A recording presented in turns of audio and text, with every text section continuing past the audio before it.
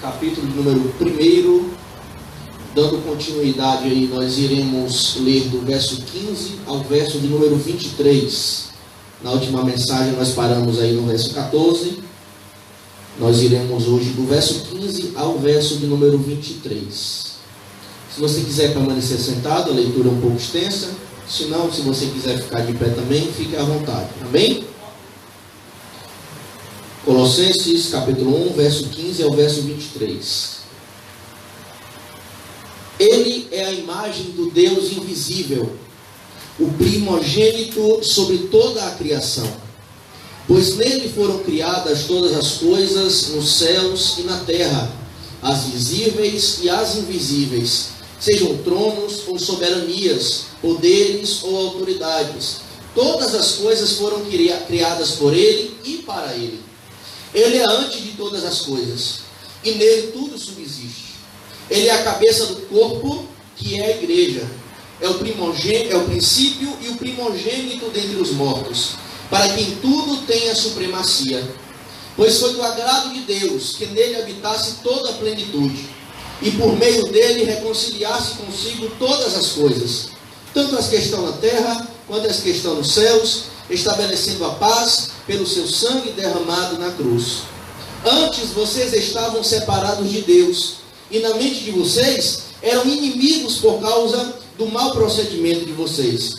Mas agora ele os reconciliou pelo corpo físico de Cristo, mediante a morte, para apresentá-los diante deles santos, inculpáveis e livres de qualquer acusação, desde que continuem alicerçados e firmes na fé, sem se afastarem da esperança do Evangelho que vocês ouviram e que tem sido proclamado a todos os que estão debaixo do céu.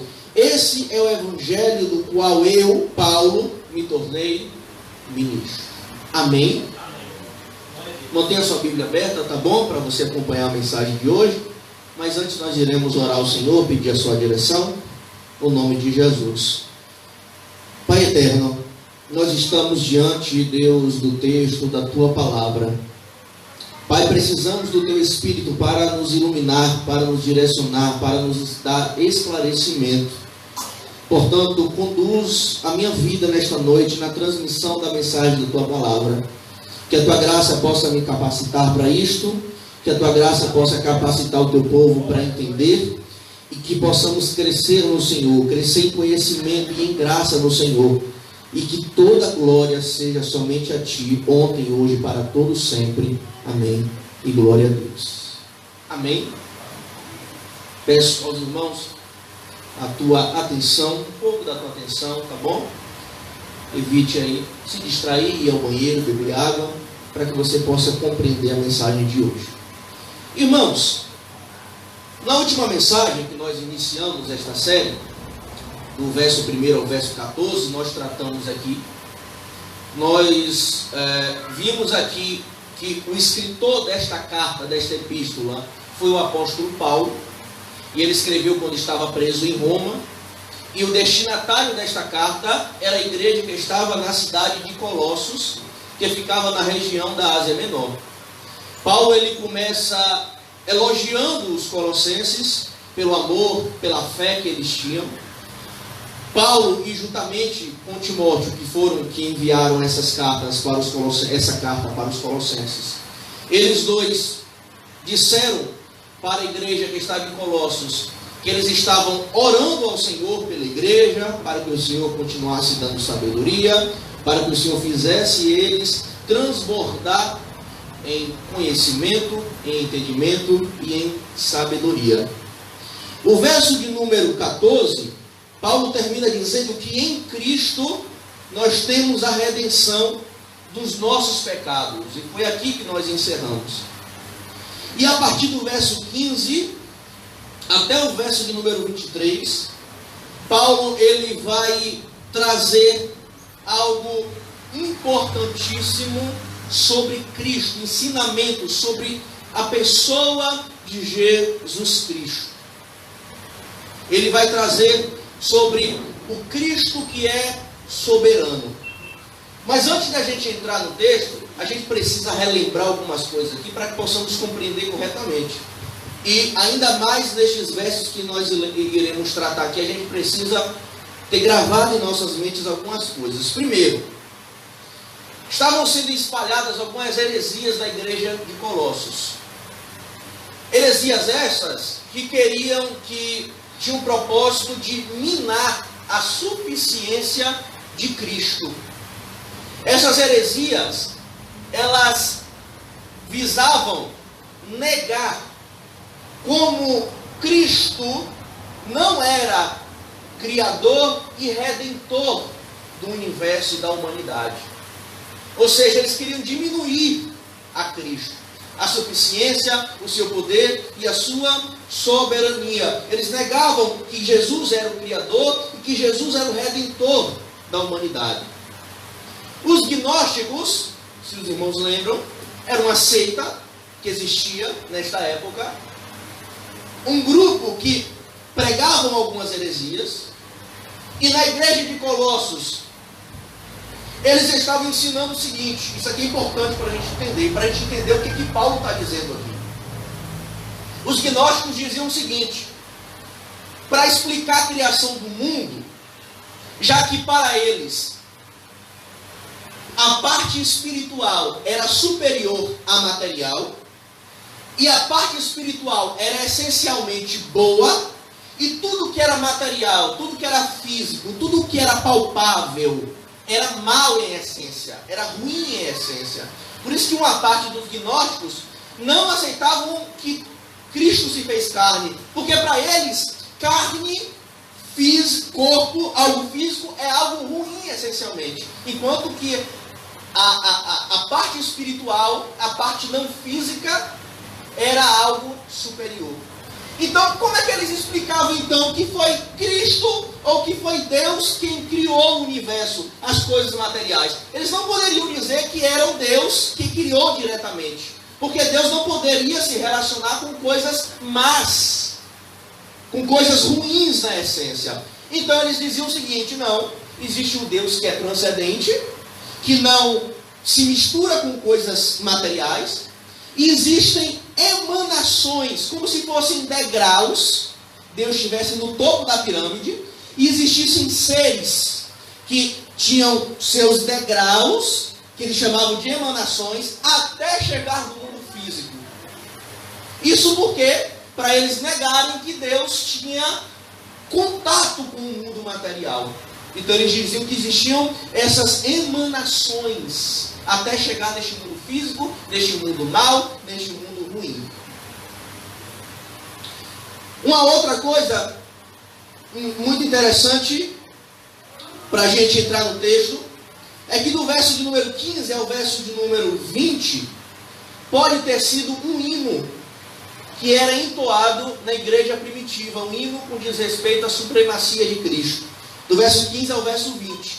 Tanto que na minha versão, não sei na de vocês, do verso 15 ao verso 20 está em estrutura poética, porque provavelmente era um hino que era entoado nas igrejas no primeiro século, e Paulo ele traz esse hino para refutar estas heresias que estavam sendo disseminadas e espalhadas na igreja em Colossos. Amém? Dito isto, entremos então no texto ora lido. Do verso de número 15 ao verso número 20, Paulo então ele vai descrever a soberania de Cristo. E ele começa do verso de número 15 dizendo: Ele é a imagem do Deus invisível. Ele, Cristo, lembra que o verso 14 terminou falando de Cristo, em quem nós temos redenção. E no verso 15 ele está dizendo: Ele, Cristo, é a imagem do Deus invisível. Olha que coisa interessante, irmãos. Imagem daquilo que é invisível. Não parece contraditório? Ora, se é invisível, não tem imagem. Como é que Cristo pode ser a imagem do Deus invisível?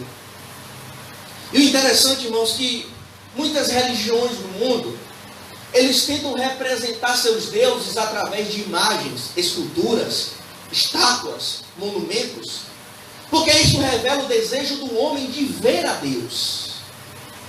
Por que essas religiões criam suas imagens? é o desejo do ser humano de conseguir enxergar a Deus. Só que a gente sabe, a Bíblia nos diz que Deus é um ser espiritual, portanto ele é invisível. Deus ele não tem corpo, Deus não é matéria, Deus é um ser espiritual. Deus é espírito, portanto ele é invisível e ninguém jamais conseguiu ver a Deus.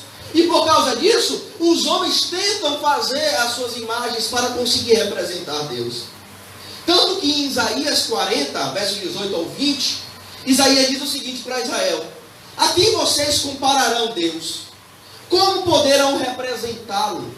Com uma imagem que funde o artesão, e que ao ouvires cobre ele de ouro e lhe modela correntes de prata? Ou com um ídolo do pobre, que pode apenas escolher um bom pedaço de madeira e procurar um marceneiro para fazer uma imagem que não caia? O que Isaías está dizendo? Como é que vocês podem representar Deus? Como é que vocês podem fazer a imagem de Deus? Vocês acham que com um pedaço de ouro, de prata, de madeira, vocês conseguem representar a Deus? Não!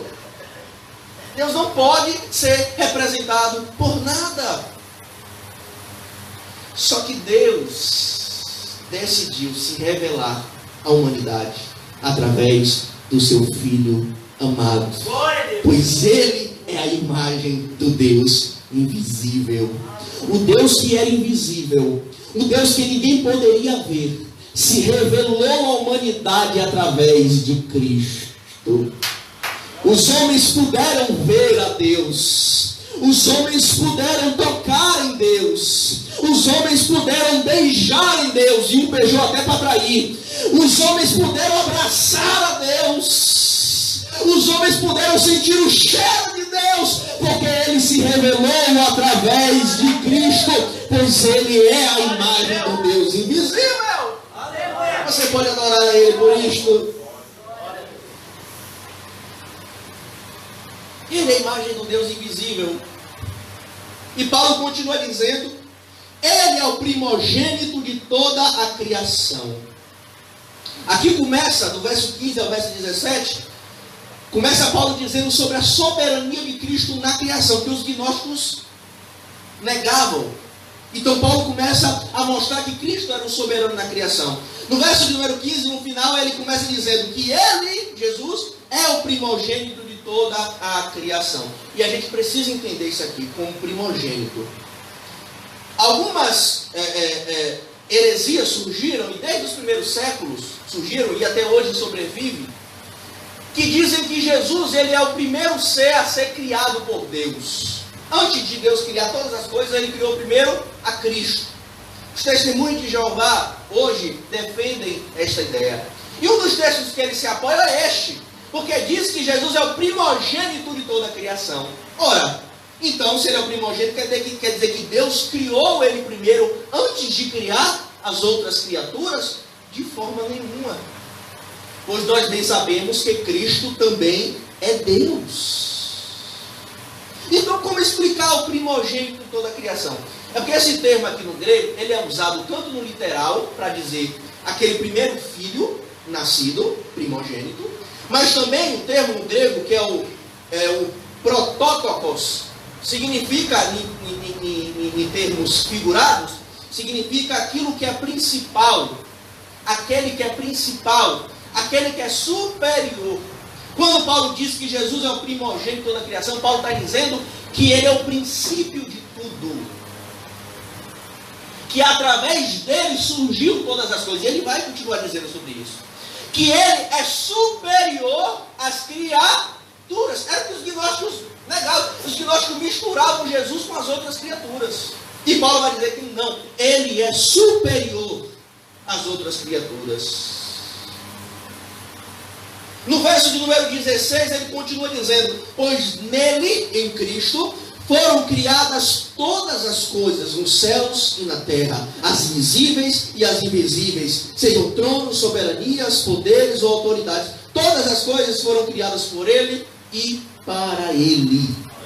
Tudo que há, é o que Paulo está dizendo, tudo que há no mundo físico e não físico, perceba, as coisas visíveis e invisíveis, tronos, soberanias, isso aqui são seres espirituais, provavelmente anjos. Tudo que existe foi criado por Ele, por Cristo. Portanto, Paulo está dizendo para os Colossenses: não confundam Cristo com as criaturas, pois Ele é o Criador de todas as coisas. Ele é o soberano de todas as coisas. Tudo que nós podemos ver e também não ver foi criado por Cristo. As coisas visíveis e invisíveis. Havia um ensino, irmãos, na igreja de Colossos, que os gnósticos, eles ensinavam, pregavam, que os seres humanos precisavam e deviam se comunicar e adorar seres angelicais. Deviam cultuar a anjos, conforme a gente vai ver na continuidade da série de mensagens. Paulo vai falar sobre o culto a anjos. Preste atenção, preste atenção. E o que Paulo está refutando aqui nesse verso número 16? Vocês não podem adorar as criaturas, porque seres angelicais, anjos, são criaturas, e Cristo é o Criador. Portanto, vocês devem adorar e se comunicar apenas com Cristo. Paulo deixa claro aqui a diferença entre Jesus e os outros seres, irmãos. A gente precisa ter cuidado. Seres angelicais são poderosos? São. Mas são criaturas. Portanto, como criatura, eles não devem, em hipótese nenhuma, ser adorados. A gente não pode, em hipótese alguma, se comunicar com eles, pedir nada a eles, porque a nossa oração, a nossa adoração deve ser somente a Cristo, o Criador. A gente não pode adorar a criatura ao invés do Criador. É o que Paulo disse em Romanos 1, que os homens começaram a adorar a criatura ao invés do Criador. Agora, veja que interessante. Paulo ele começa dizendo que nele, em Cristo, foram criadas todas as coisas. E no final do número 16 ele fala que todas as coisas foram criadas por Ele e para Ele. Ou seja, tudo que existe foi criado por Cristo, em Cristo e para Cristo. Por Cristo, causa primária, em Cristo, causa instrumental, e para Cristo, causa final. O que Paulo está dizendo aqui, irmãos? Jesus é o sentido de tudo. Porque tudo que foi criado por Ele, nele e para Ele. Portanto, Jesus é o sentido de tudo, irmãos. Mas, meu irmão, eu não sei como é que o ateu consegue viver, sinceramente. Eu não sei como é que o ateu consegue viver. Se eu fosse ateu, eu já tinha feito uma besteira. Porque se não há sentido, eu não vejo sentido na vida daquele que não crê em Cristo. Não há sentido. Esta vida se torna banal, se torna completamente sem sentido. Mas para nós que cremos em Cristo, não, tudo faz sentido, irmãos. Porque tudo foi criado por Ele, nele e para Ele. Portanto, toda a glória deve ser devida a Ele. Você pode adorar a Ele nesta noite, irmãos. Nós temos sentido para viver, meu irmão. Sabe por que o desespero não toma conta da tua vida? Sabe por que o sofrimento não consegue te matar? Sabe por que a dor não consegue te derrubar? Porque você vê sentido na vida. E você sabe que o sentido desta vida é Jesus. Jesus é tudo. Ele não é a melhor coisa que nós temos. Ele é tudo que temos. Ele não é aquilo que nós precisamos. Ele é tudo que nós possuímos. Porque tudo é para a glória dele. Tudo é por Ele, nele e para Ele. Amém, irmãos? É isso que Paulo está dizendo. Verso de número 17. Paulo continua. Ele é antes de todas as coisas, e nele tudo subsiste. O que Paulo está dizendo? Ele é antes de todas as coisas, ele é eterno. Em primeiro lugar, Ele é antes de todas as coisas, ou seja, não confunda Jesus com as criaturas. Ele é antes de tudo, pois, portanto, ele é eterno. Portanto, ele é Deus. Não há como negar a divindade de Cristo, irmão. Porque só há um ser que é eterno, e é Deus. Se Paulo está dizendo que Jesus é eterno, então nós concluímos que Jesus é Deus. E além de ele ser eterno, Paulo está dizendo, e nele tudo subsiste. Vocês estão vendo isso aqui que eu acabei de dizer? As criaturas, tudo que foi criado, tudo que foi gerado, tudo isso subsiste em Cristo. Tudo isso é sustentado por Cristo. Tudo que nós vemos, irmãos, este mundo, este universo, a rotação, os movimentos da terra, as leis físicas, o ar que nós respiramos, a gravidade que não nos deixa flutuar, mas nos fixa na terra, tudo isso é sustentado por Cristo. O ar que nós respiramos, o oxigênio que nós respiramos, sabe por que nós respiramos? Porque esse oxigênio é sustentado por Cristo. Há uma corrente filosófica chamada deísmo, que diz que Deus ele criou o universo, depois que ele criou, deixou a sua própria sorte. Como se fosse um relógio de corda, que Deus criou o relógio, tudo bonito, deu corda e deixou a sua própria sorte. Não é isso que a Bíblia nos ensina. A Bíblia nos ensina que Deus criou tudo, mas sustenta tudo com a sua providência. Deus sustenta o universo, portanto Deus sustenta a tua vida. Deus sustenta a tua história, Deus sustenta a tua família, Deus sustenta as nossas vidas. Se você acredita nisso mesmo, meu irmão, adore a Ele. Cristo não te criou e te deixou, meu irmão, a tua própria sorte. Ele é quem sustenta a tua vida. Sabe por que esse mundo não vira um caos? Sabe por que esse mundo não se autodestrói? Porque Cristo sustenta-o. Cristo sustenta-os. Você pode dizer amém por isso? No verso de número 18, Paulo ele terminou de dizer sobre a soberania de Cristo na criação. E no verso 18, Paulo vai mostrar a soberania de Cristo na igreja.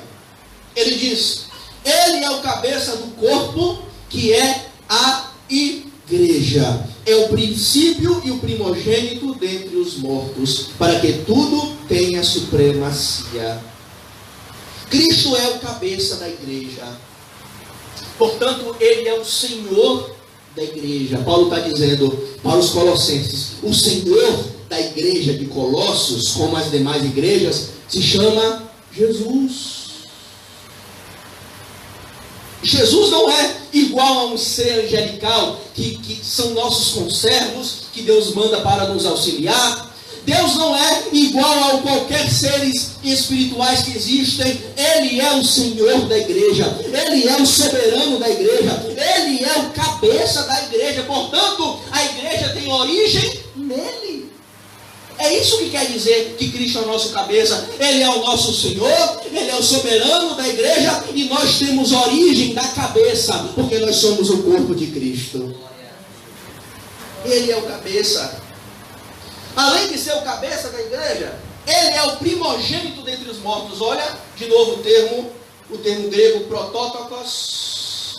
Aí quando os testemunhos de Jeová gostam para apoiar as ideias dele, só que eles só ficam com o verso número 15, né?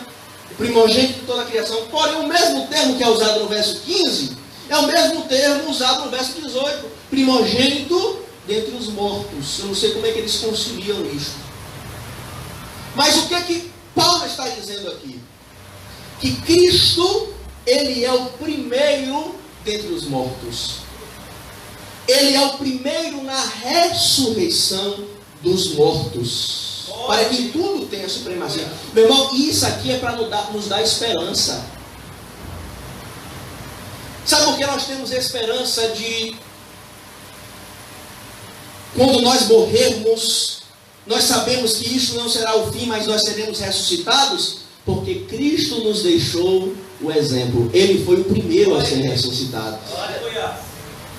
E Paulo escreveu aos Coríntios, capítulo 15, que existia um grupo lá na igreja de Corinto que dizia que não existia ressurreição. Aí Paulo disse, se não existe ressurreição, Cristo não ressuscitou. E se Cristo não ressuscitou, é vã a nossa fé, é vã a nossa pregação. Mas é porque Cristo ressuscitou. E Ele puxou a fila, Ele foi o primeiro a ser ressuscitado dentre os mortos. E nós seremos, assim como Cristo, nós seremos também ressuscitados no último dia. Talvez você fale assim, peraí, presbítero, tem uma coisa errada aí. Como é que Cristo é o primeiro a ser ressuscitado? Se Lázaro ressuscitou antes que ele. E o filho da viúva de Naim não ressuscitou. E os casos de ressurreição no Antigo Testamento não foi antes de Cristo. Só que todos estes ressuscitaram e voltaram a morrer. Cristo ressuscitou e está vivo para todo sempre. E assim como Cristo, nós iremos morrer um dia. Não tem como escapar. Mas assim como Cristo, nós seremos ressuscitados para viver para todo sempre. Porque Ele é o primogênito e nós, assim como Ele, também seremos ressuscitados. Amém? Cristo é o primogênito. Glória a Deus. Verso de número 19 e 20. Pois foi do agrado de Deus que nele, em Cristo, habitasse toda a plenitude. Agora Paulo, no verso 19 e 20, ele vai expressar sobre a soberania de Cristo e a suficiência de Cristo na redenção. Primeiro ele mostrou a soberania de Cristo na criação, depois a soberania de Cristo na igreja, e agora ele vai mostrar a soberania e a suficiência de Cristo na redenção da humanidade. E no verso 19 ele começa dizendo que foi do agrado de Deus que em Cristo habitasse toda a plenitude. Esse termo plenitude no grego, pleroma, é um termo que os gnósticos usavam. Perceba que Paulo está sempre refutando os ensinos gnósticos. Lembra que as cartas eram escritas para exortar, para ensinar, para instruir, para combater heresias. Paulo não está dizendo isso aqui do nada. Ele tem motivos, e o motivo é refutar essas heresias. E quando ele diz que o pleroma, a plenitude de Deus, habita em Cristo, ele está refutando o ensino dos gnósticos. Porque os gnósticos diziam que entre Deus, lembra? Deus ser espiritual, transcendente, que não se relaciona com o mundo físico. Para que o mundo físico exista, tem que existir as emanações, os degraus, os mediadores, que vai se tornando inferior até o mundo físico, até o homem. E esse espaço entre Deus e o homem, os gnósticos chamavam de pleroma, plenitude. Aí sabe o que Paulo está dizendo? Sabe esse espaço entre Deus e o homem? Sabe quem ocupa ele? Jesus Cristo. Não precisamos de outro mediador entre Deus e os homens, porque Cristo ele ocupa o pleroma. Toda a plenitude de Deus habita em Cristo. Entre o mundo transcendente de Deus ao nosso mundo físico, Cristo está. Outra coisa, quando Paulo diz que habita em Cristo toda a plenitude de Deus, Paulo está dizendo que toda a plenitude divina, todos os atributos, todos os poderes divinos habitam em Cristo. Aí precisa ter cuidado, irmãos, que às vezes a gente pensa que Cristo é um ser, que Deus Filho é um ser inferior a Deus Pai, que Deus Pai é mais poderoso que Deus Filho, que é superior a Deus Filho. Não há superioridade na Trindade, irmãos. Todos os três são iguais em poder, em glória, em honra e em louvor. O que Paulo está dizendo? Toda a plenitude, a completude de Deus, não é parte de Deus que habita em Cristo. Não é uma parcela de Deus que habita em Cristo. É toda a plenitude de Deus habita em Cristo. Portanto, Ele é Deus. Amém? E o interessante, irmãos, que lembra que na igreja de Colossos, além dos gnósticos, tinham também aqueles judaizantes. Quem eram os judaizantes? Eram aqueles que queriam judaizar o cristianismo, trazer elementos do judaísmo trazer rituais do judaísmo e aplicar ao cristianismo, na nova aliança em Cristo. Eles diziam que para ser salvo precisava se circuncidar, guardar as festas, os dias. Então, perceba a mistura de heresias que estava na igreja de Colossos. E o interessante é que os judeus, irmãos, eles ansiavam pelo habitar de Deus. Eles sempre ansiaram pelo habitar de Deus. Tanto que o templo que foi construído por Moisés, o tabernáculo, e depois o templo através de Salomão, foi construído porque era símbolo da habitação de Deus. Quando os judeus viam o templo, eles percebiam e eles criam que Deus estava no meio deles. Por isso que o tabernáculo no deserto ficava no meio dos israelitas. Porque quando eles viam aquilo, eles sabiam que Deus estava no meio deles. Que Deus estava habitando no meio deles. Aí Paulo diz e vem: a habitação de Deus, a plenitude da habitação de Deus está no novo templo. E esse novo templo se chama Jesus Cristo. É por isso que a gente não precisa de templo, é por isso que a gente não precisa de arca da aliança. Tem uns que colocam ainda em série na igreja, né? Vai entender. Por isso que a gente não precisa daqueles alimentos, por isso que a gente não precisa daqueles rituais. Por isso que a gente não precisa, irmãos, porque isso serviu a um propósito e se cumpriu em Cristo. Cristo habitou entre nós, irmãos. Então a plenitude de Deus habitou entre nós. Nós temos Cristo, por isso nós não precisamos de templo, de elementos, de objetos. Amém?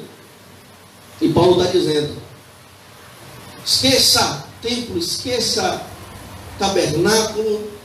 E tem uns hoje que ficam esperando, né, a construção do terceiro templo, porque vai ser um cumprimento de uma promessa da Bíblia. Quando isso acontecer, pode ser que os judeus construam o terceiro templo, pode ser, mas isso não tem nada a ver com a Bíblia. Deus não tem mais nada com o templo. O templo já serviu o seu propósito para Deus se revelar. Agora Deus se revelou na sua plenitude em Cristo. Portanto, a gente não precisa de mais nada. Cristo é suficiente. Amém? No verso número 20, Paulo continua dizendo: e por meio dele reconciliar-se consigo todas as coisas, tanto as que estão na terra quanto as que estão nos céus, estabelecendo a paz pelo seu sangue derramado na cruz. Paulo está dizendo: foi por meio de Cristo que Deus reconciliou consigo o mundo, o universo. Por quê, irmãos? Porque a queda do homem atingiu todo o universo. Tudo foi atingido por causa da queda do homem. Então, quando Cristo veio, pelo seu sangue derramado na cruz, Ele reconciliou todas as coisas com Deus. Ele restaurou a paz do universo com Deus. Foi Cristo, irmãos. E aqui Paulo deixa algo interessante. Que os gnósticos diziam: o mundo material não pode se relacionar com o mundo espiritual. O mundo material é mau, é pecaminoso, não pode se relacionar. E Paulo está dizendo: o mundo material pode sim se relacionar com Cristo, porque Ele nos reconciliou com Deus. Por isso que a gente pode adorar a Deus, por isso que a gente pode cultuar a Deus, por isso que a gente pode servir a Deus, porque Cristo nos reconciliou com Deus, irmãos. Porque Cristo restaurou a paz. Nós estávamos em inimizade com Deus, mas Cristo restaurou a amizade e nos fez filhos de Deus. Você pode adorar a Ele por isso.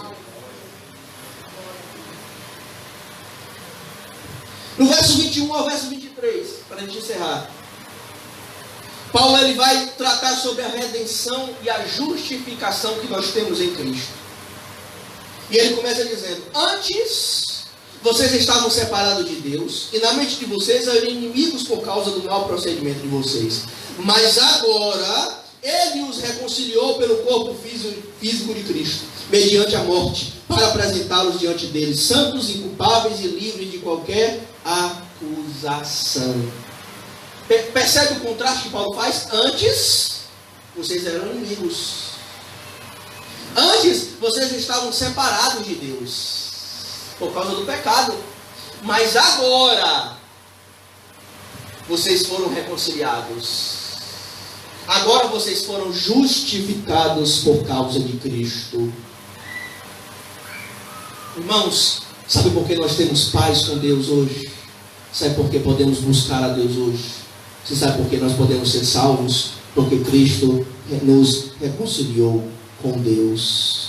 Antes nós estávamos mortos, não é o que Paulo fala aos Efésios, mas agora nós temos vida em Cristo. E tudo isso foi por iniciativa humana? De forma nenhuma, irmão. Se nós estávamos mortos, já viu morto ter iniciativa? Já viu morto ter reação? E quem teve a iniciativa, Paulo diz: vocês estavam separados de Deus, mas agora Ele reconciliou vocês através de Cristo. Deus quem tomou a iniciativa de reconciliar a humanidade com Ele, porque se Deus deixasse conosco esta missão, nós estaríamos perdidos, porque nós nunca desejaríamos a Deus, nós nunca teríamos capacidade de buscar a Deus, mas Deus resolveu nos resgatar, nos redimir e nos reconciliar com Ele através de Cristo.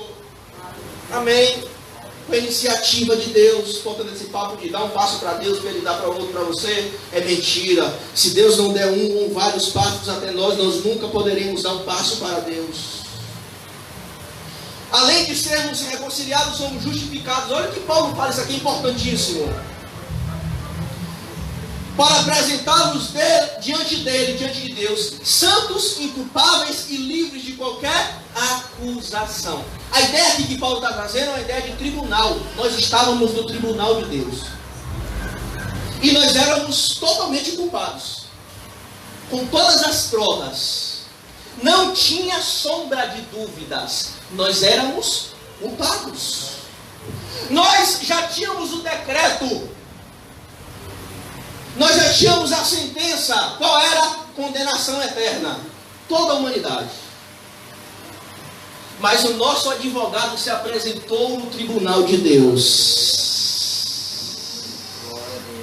E disse para o Pai: recaia sobre mim a sentença deles. Recaia sobre mim a condenação deles. E absolva-os. Portanto, nós fomos declarados justos, inocentes no tribunal de Deus, irmãos. Aqueles que estão em Cristo são inocentes, são justos, declarados justos diante de Deus, porque Cristo nos justificou, irmãos. Cristo imputou em nós a sua justiça. Portanto, não há mais condenação para aqueles que estão em Cristo Jesus, porque nós fomos declarados justos, nós fomos declarados inocentes, sem qualquer acusação. Não pesa sobre você, se você está em Cristo, não pesa sobre você nenhuma acusação, porque você já foi perdoado, você já foi redimido, você já foi justificado, irmãos. Glória a Deus. Foi justificado. O diabo não tem mais por que lhe acusar. Você já foi justificado. Se você está em Cristo, se você crê em Cristo, se você se entregou a Cristo. Agora é o seguinte, verso 23. Desde que, isso tudo, esta reconciliação, esta justificação, é desde que continue alicerçados e firmes na fé, sem se afastarem da esperança do Evangelho que vocês ouviram e que tem sido proclamada a todos que estão debaixo do céu. A condição de estarmos justificados, reconciliados com Deus, é a permanência na fé. Desde que, se permanecemos na fé, nós seremos salvos. Glória a Deus. Aleluia. Portanto, não abandonemos a fé, irmãos. Precisamos estar alicerçados na fé. É a condição para sermos salvos. É a permanência na fé. Também não podemos desviar da esperança do Evangelho. A esperança que o Evangelho nos traz. Olha o que Paulo diz, sem se afastar da esperança do Evangelho. Quantos crentes têm se afastado da esperança do Evangelho? Não tem mais esperança naquilo que o Evangelho promete. E o que o Evangelho promete não é coisa para agora, irmãos. É coisa para o futuro. É vida eterna. É novos céus e nova terra. E quantos crentes não esperam mais isso? Não anseiam por isso? Não desejam isto? E Paulo está dizendo, não se afaste desta esperança que o Evangelho nos traz.